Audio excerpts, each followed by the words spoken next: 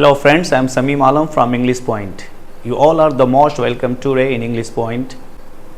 दोस्तों, पिछले क्लास में हम लोगों ने एडजेक्टिव के पहचान को जाना।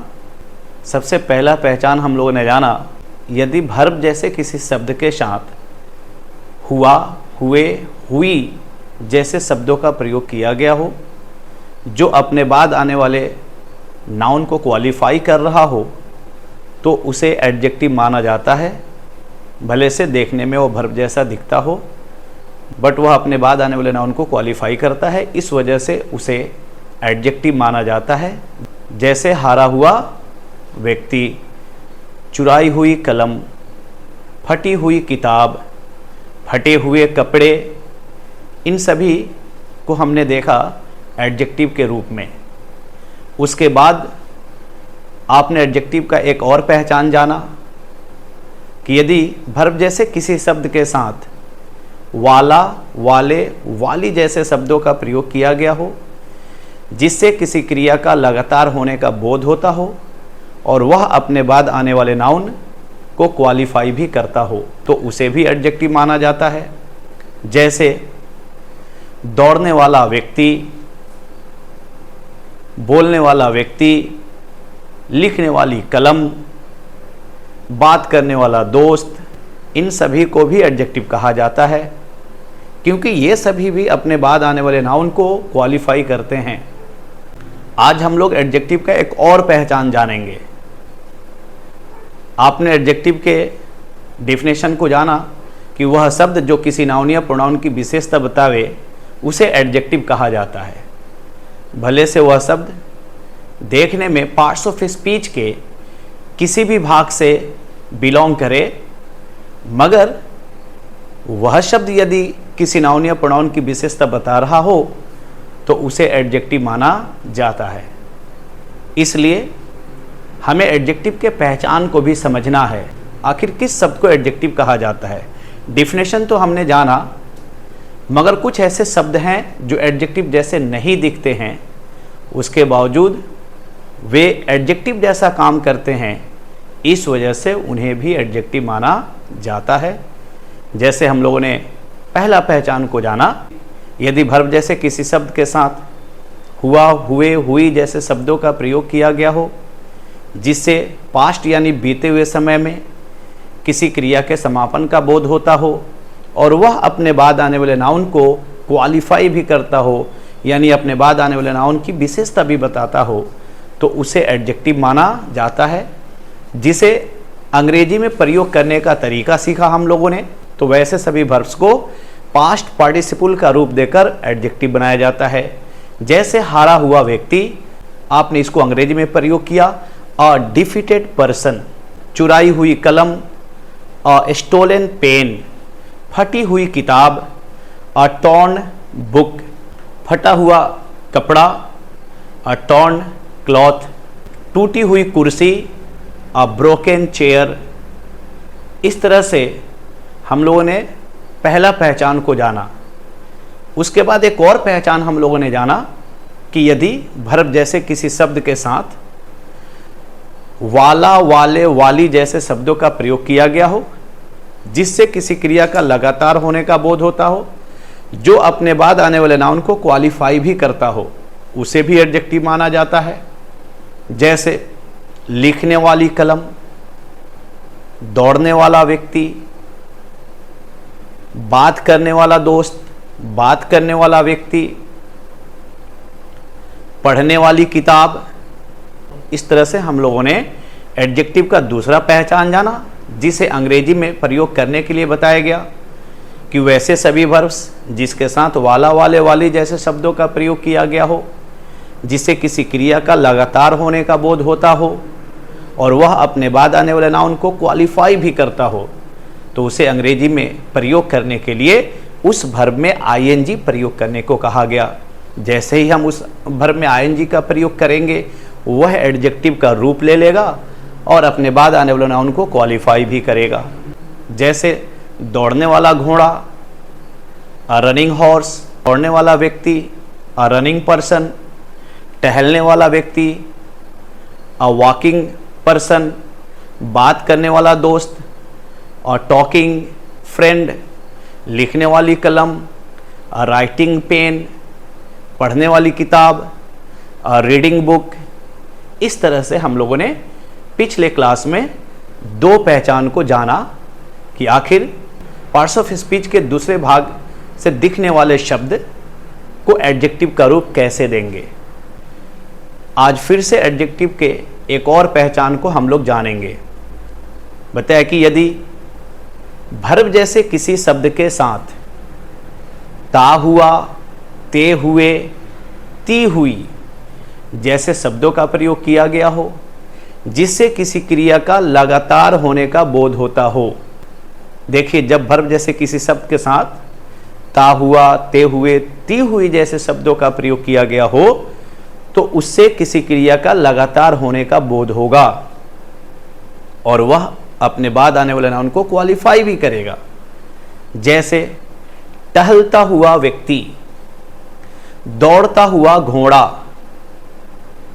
डूबती हुई जहाज, बहता हुआ पानी, रोती हुई बच्ची, सोता हुआ व्यक्ति, खेलते हुए बच्चे। जब आप इन सभी शब्दों को देखेंगे तो आपको पता चलेगा कि ये सारे शब्द अपने बाद आने वाले नाउन को क्वालिफाई कर रहा है। That's why I told you just before some time that suppose the word which looks as a verb and end of that word ता हुआ, ते हुए, ती हुई has been used in Hindi sentence which sought to do a work continuously which qualifies after coming its noun also, then that is also called adjective।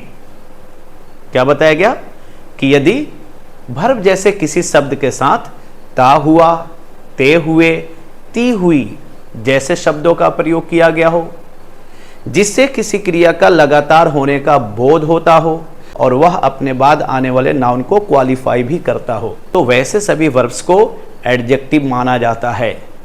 जिसे अंग्रेजी में adjective का रूप देने के लिए वैसे वर्ब्स के साथ भी आईएनजी का प्रयोग किया जाता है।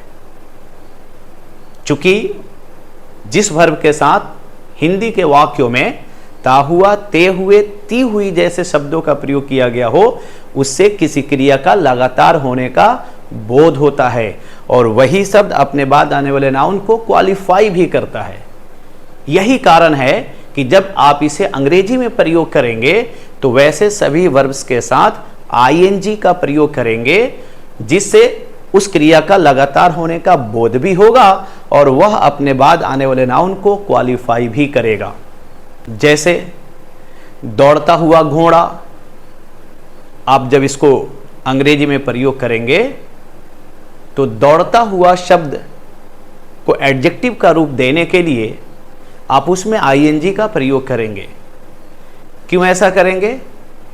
क्योंकि दौड़ता हुआ घोड़ा में दौड़ता हुआ जो शब्द है से दौड़ने का काम लगातार होने का बोध हो रहा है। इसी वजह से आप उस वर्ब में आईएनजी का प्रयोग करेंगे। जैसे ही आप उस वर्ब में आईएनजी का प्रयोग करेंगे, वह किसी क्रिया का लगातार होने का बोध भी कराएगा और वह अपने बाद आने वाला नाउन को क्वालिफाई भी करेगा।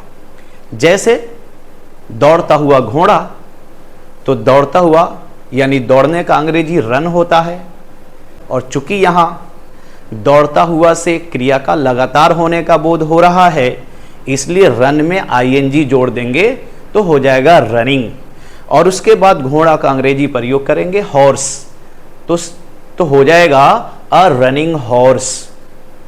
जैसे ही रनिंग के बाद हॉर्स शब्द का प्रयोग किया जाएगा नाउन के रूप में, तो यही रनिंग शब्द अपने बाद आने वाले नाउन हॉर्स को क्वालिफाई करना शुरू कर देगा, क्योंकि हिंदी में दौड़ता हुआ जो शब्द है अपने बाद आने वाले नाउन घोड़ा को क्वालिफाई कर रहा है। इसलिए दौड़ता हुआ घोड़ा का अंग्रेजी हम बनाएंगे अ रनिंग हॉर्स। टहलता हुआ व्यक्ति का अंग्रेजी बनाएंगे अ वॉकिंग पर्सन। टहलने का अंग्रेजी वॉक होता है और चूंकि यहां टहलने से क्रिया का लगातार होने का बोध हो रहा है और यह अपने बाद आने वाले नाउन को क्वालिफाई भी कर रहा है, इसलिए टहलता हुआ व्यक्ति का अंग्रेजी हम बनाएंगे अ वॉकिंग पर्सन।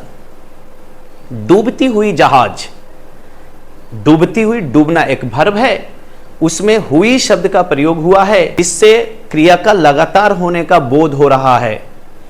यानी डूबती हुई जहाज, यानी जहाज का डूबना लगातार हो रहा है। और यही डूबती हुई जो शब्द है अपने बाद आने वाले नाउन जहाज को क्वालिफाई भी कर रहा है, उसकी विशेषता भी बता रहा है। इसलिए जब इसे अंग्रेजी में प्रयोग करेंगे तो बनाएंगे अ सिंकिंग शिप। सिंक का मतलब होता है डूबना, और उसमें आईएनजी का प्रयोग करेंगे तो सिंकिंग क्रिया से लगातार होने का बोध भी होगा, और यही क्रिया यानी यही वर्ब अपने बाद आने वाले नाउन को क्वालिफाई भी करेगा। इसलिए डूबती हुई जहाज का अंग्रेजी हो जाएगा अ सिंकिंग शिप।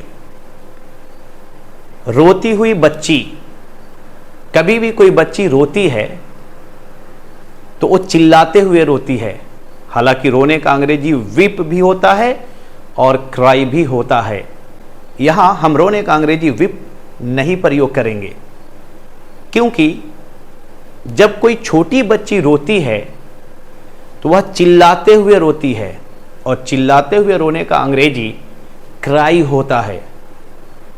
और यहां रोती हुई बच्ची का अंग्रेजी हमें बनाना है, तो चूंकि वाक्य के अंदर रोती हुई जो शब्द है अपने बाद आने वाले नाउन बच्ची को क्वालिफाई भी कर रहा है, और रोती हुई से क्रिया का लगातार होने का बोध भी हो रहा है। यानी वह बच्ची जो लगातार रो रही है, इसका यही सेंस है। रोती हुई बच्ची, मैंने रोती हुई बच्ची को देखा। मान लीजिए एक वाक्य है आपके सामने, मैंने रोती हुई बच्ची को देखा। यानी जब मैंने देखा उस बच्ची को तो वह बच्ची रो रही थी, यानी रोने का क्रिया लगातार कर रही थी। मगर इस वाक्य में रोती हुई जो शब्द है वह अपने बाद आने वाले नाउन बच्ची को क्वालिफाई भी कर रहा है। यह समझना इंपॉर्टेंट है। Understanding this one is very compulsory, because while looking many of the words you can find that those do not look as an adjective, those words look as a verb, but we have to look the function of those words, that in the sentence what is their function, then you can find out that those words are qualifying after coming their nouns. That's why those are called adjective. According to situation we have to use those words into English language.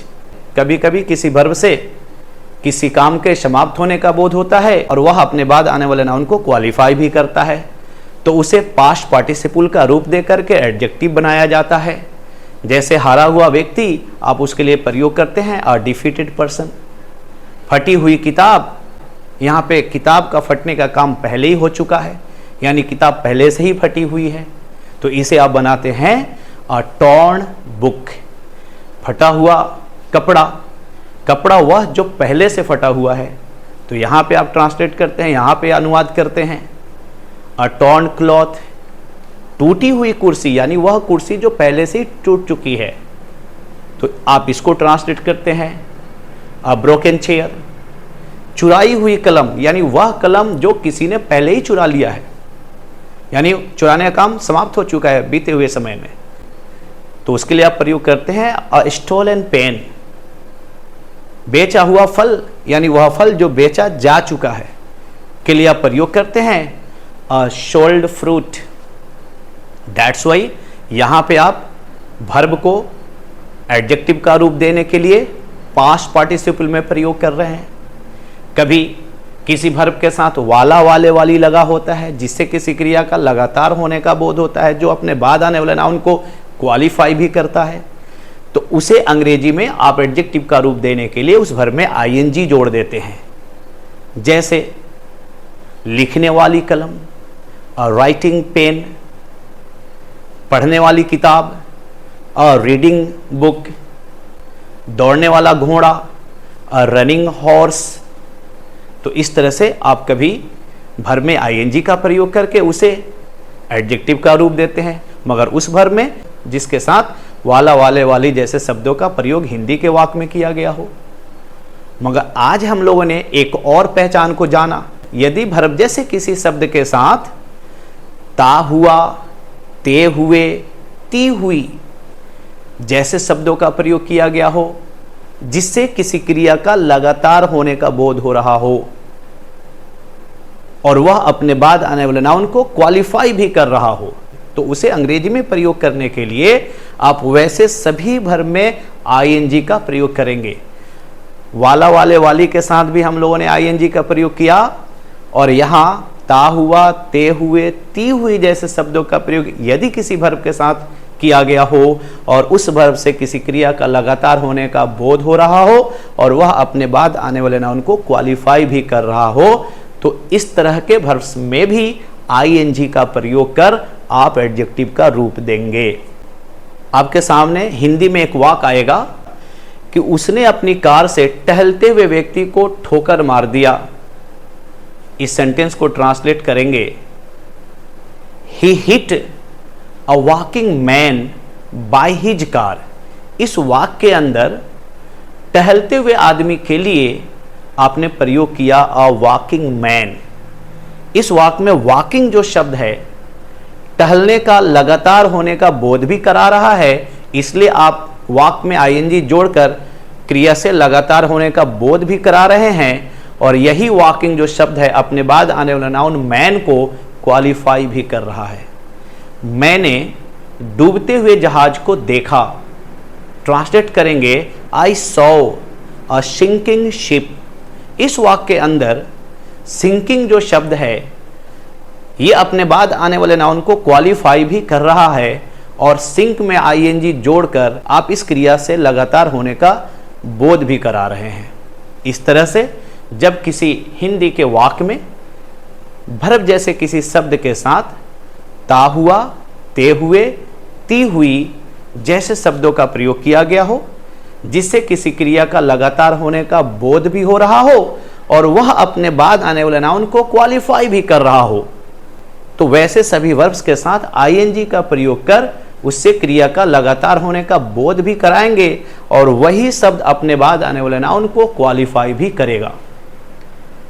इसे जानना हमारे लिए महत्वपूर्ण है। We have to know in any how this all because one day we have to speak this language. That's why we should know how to translate those sentences for speaking.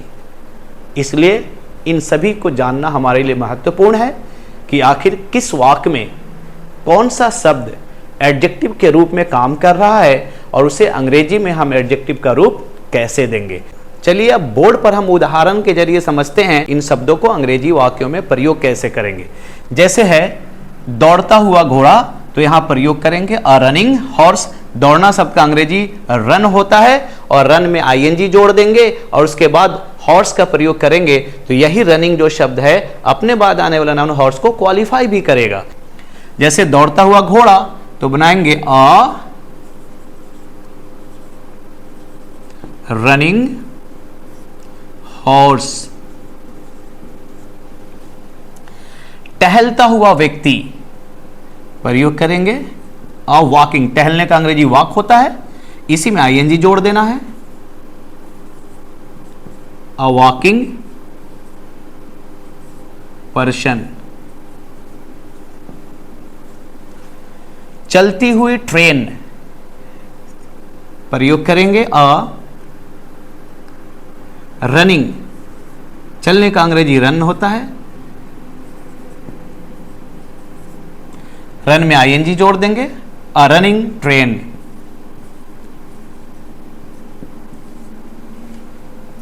डूबती हुई जहाज, अ sinking ship.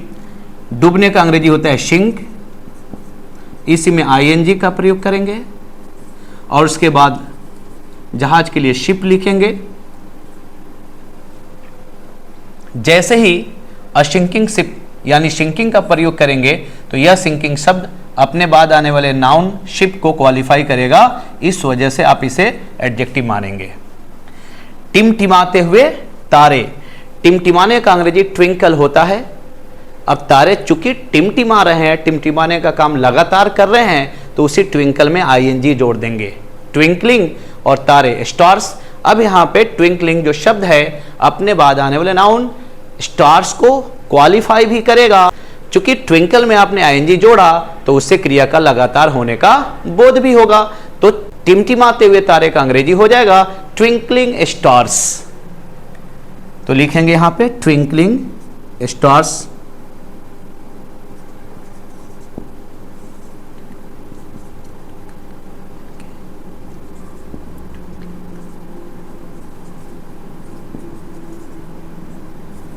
Twinkling stars. रोती हुई बच्ची, हमने आपको बताया रोने का अंग्रेजी वीप होता है और रोने का अंग्रेजी क्राई भी होता है। सामान्य ढंग से रोने का अंग्रेजी वीप होता है, मगर छोटी कोई बच्ची रो रही हो तो कोई भी छोटी बच्ची चिल्लाते हुए रोती है, इसलिए जब किसी छोटी बच्ची या छोटा बच्चा के रोने का अंग्रेजी लिखना होता है, प्रयोग करना होता है, तो वहां पे क्राई शब्द का प्रयोग किया जाता है, क्योंकि बच्चे जब रोते हैं तो वो सामान्य रूप से नहीं रोते हैं बल्कि चिल्लाते हुए रोते हैं, इसलिए वहां पे वीप का प्रयोग नहीं किया जाता है बल्कि क्राई का प्रयोग किया जाता है। इसीलिए रोती हुई बच्ची का अंग्रेजी हम बनाएंगे अ क्राइंग बेबी। तो लिखेंगे यहां पे अ क्राइंग बेबी। इस तरह से हिंदी के वाक्य में जब भी वर्ब जैसे किसी शब्द के साथ ता हुआ, ते हुए, ती हुई जैसे शब्दों का प्रयोग किया गया हो, जिससे किसी क्रिया के लगातार होने का बोध होता हो, जो अपने बाद आने वाले नाउन को क्वालिफाई भी करता हो, उसे अंग्रेजी में प्रयोग करते समय वैसे सभी वर्ब्स के साथ आईएनजी का प्रयोग करेंगे। जैसे ही आप आईएनजी का प्रयोग करेंगे उस वर्ब से लगातार होने का बोध भी होगा और वह अपने बाद आने वाले नाउन को क्वालिफाई भी करेगा। तो हम लोगों ने पार्ट्स ऑफ स्पीच के वर्ब से 3 पहचान जाना जो वर्ब्स को एडजेक्टिव बनाता है हिंदी के वाक्यों में। एक पहचान, यदि वर्ब जैसे किसी शब्द के साथ हुआ, हुए, हुई जैसे शब्दों का प्रयोग किया गया हो, जिससे किसी क्रिया के पास्ट में समाप्त होने का बोध होता हो, तो उसे पास्ट पार्टिसिपल का रूप दे करके आप बीते हुए समय में क्रिया के समापन का भी बोध कराते हैं और वही शब्द अपने बाद आने वाले नाउन को क्वालिफाई भी करता है। दूसरा पहचान आपने जाना, यदि वर्ब जैसे किसी शब्द के साथ वाला, वाले, वाली जैसे शब्दों का प्रयोग किया गया हो, जिससे किसी क्रिया के समापन का बोध होता हो, तो उसे अंग्रेजी में प्रयोग करते समय उस वर्ब में आईएनजी का प्रयोग करेंगे। जैसे ही आप आईएनजी का प्रयोग उस वर्ब में करेंगे, उस वर्ब से लगातार होने का बोध भी होगा और वही वर्ब यानी वही शब्द अपने बाद आने वाले नाउन को क्वालिफाई भी करेगा, यानी उस वाक्य के अंदर वह वर्ब एडजेक्टिव जैसा काम करना शुरू कर देगा। फिर तीसरा पहचान आपने जाना कि यदि वर्ब जैसे किसी शब्द के साथ ता हुआ की बात करना, हुआ, हुए, हुई के लिए हम लोगों ने पहले समझा कि उसके लिए क्या प्रयोग करेंगे। फिर तीसरे पहचान को हम लोग जाना कि यदि वर्ब जैसे किसी शब्द के साथ ता हुआ, ते हुए, ती हुई जैसे शब्दों का प्रयोग किया गया हो, जिससे किसी क्रिया के लगातार होने का बोध हो रहा हो और वह अपने बाद आने वाले नाउन को क्वालिफाई भी कर रहा हो, तो उसे अंग्रेजी में एडजेक्टिव का रूप देने के लिए और उस क्रिया से लगातार होने का बोध कराने के लिए वैसे सारे वर्ब्स में आईएनजी का प्रयोग करेंगे और जैसे आईएनजी का प्रयोग करेंगे उस वर्ब से क्रिया का लगातार होने का बोध भी होगा और वह अपने बाद आने वाले नाउन को क्वालिफाई भी करेगा।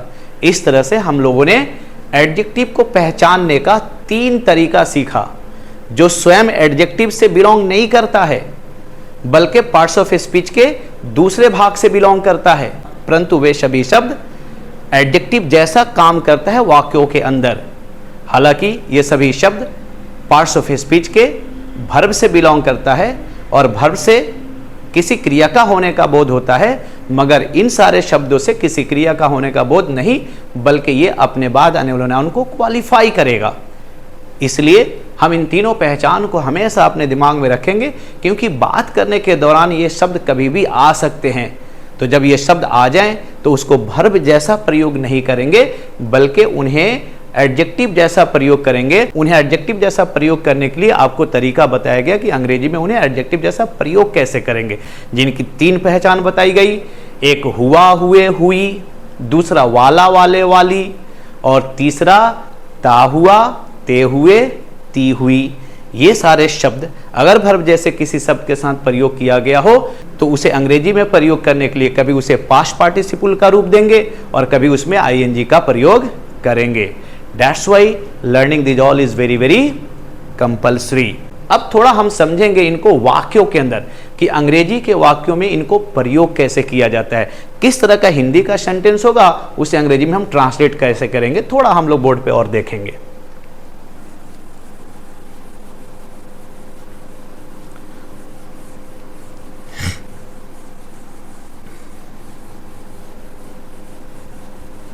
देखिए जैसे वाक रहेगा, समझना बहुत इंपॉर्टेंट है।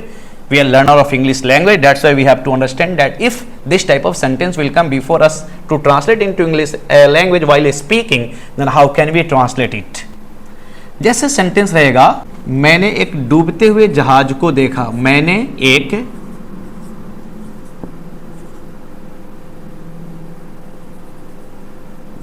एक डूबते हुए जहाज को देखा। ट्रांसलेट करेंगे, I saw a sinking ship.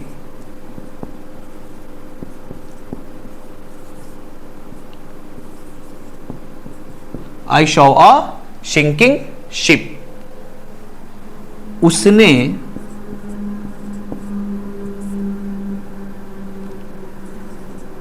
अपनी गाड़ी से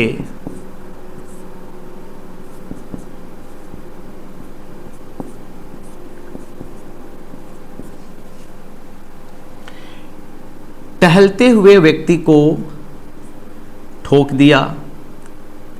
उसने अपनी गाड़ी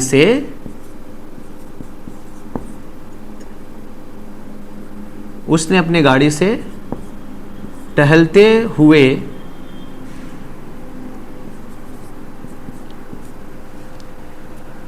व्यक्ति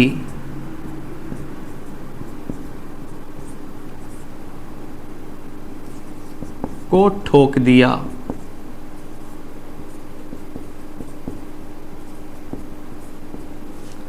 ट्रांसलेट करेंगे, ही हिट। अब है टहलते हुए व्यक्ति को, तो बनाएंगे ही हिट अ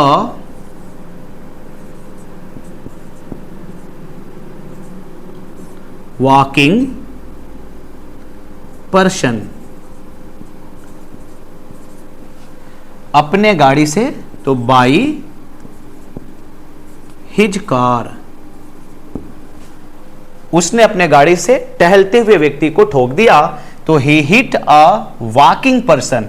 यहां पे देखिए, he hit a walking person. Walking जो शब्द है यहां अपने बाद आने वाले नाउन पर्सन को क्वालिफाई कर रहा है।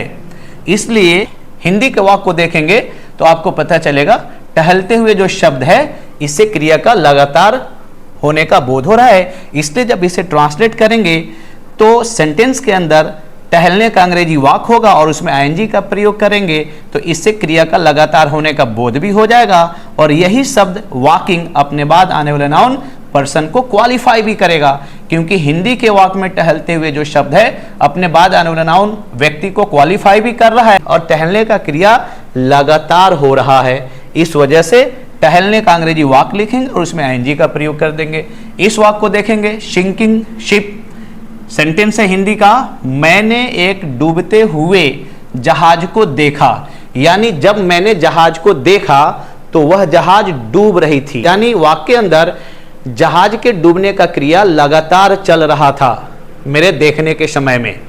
इस वजह से जब इसको ट्रांसलेट करेंगे तो लिखेंगे I saw a sinking ship, यानी डूबते हुए हिंदी के वाक्य में अपने बाद आने वाले नाउन जहाज को क्वालिफाई कर रहा है, विशेषता बता रहा है। चूंकि जहाज एक नाउन है जिसे डूबते हुए शब्द क्वालिफाई कर रहा है, इसलिए इस डूबते हुए शब्द को एडजेक्टिव मानेंगे।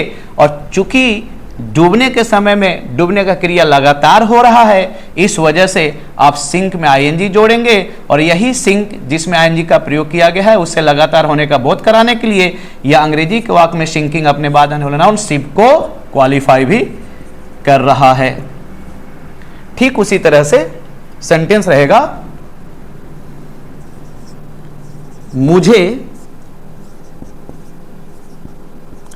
दौड़ता हुआ घोड़ा चाहिए।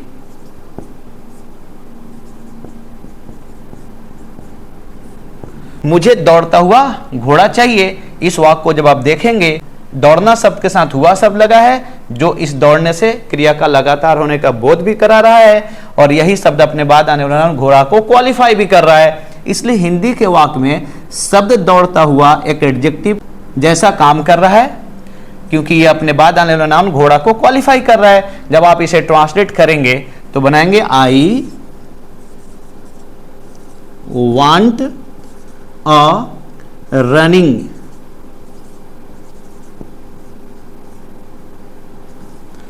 Horse. I want a running horse. अंग्रेजी के वाक्य में रनिंग शब्द अपने बाद आने वाला नाउन हॉर्स को क्वालिफाई कर रहा है, इस वजह से रनिंग एक एडजेक्टिव के रूप में वाक्य के अंदर काम कर रहा है। That's why it's very important that we have to know this all.